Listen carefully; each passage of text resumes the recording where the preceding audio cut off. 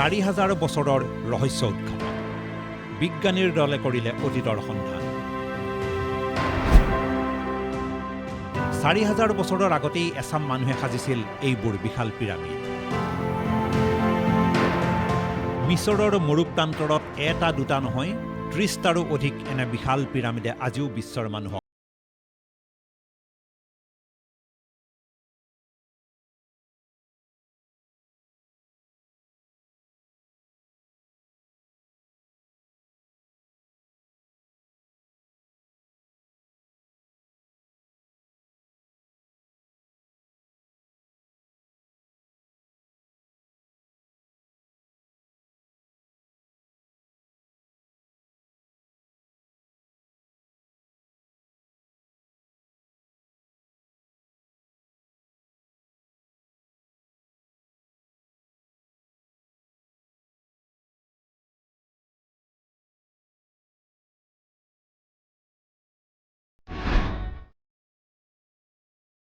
এক বিজ্ঞানীৰ দলে উলিয়ালে ৰহস্যৰ সন্ধান বিজ্ঞানীৰ দলৰ নেতৃত্বত এমান ঘমেইন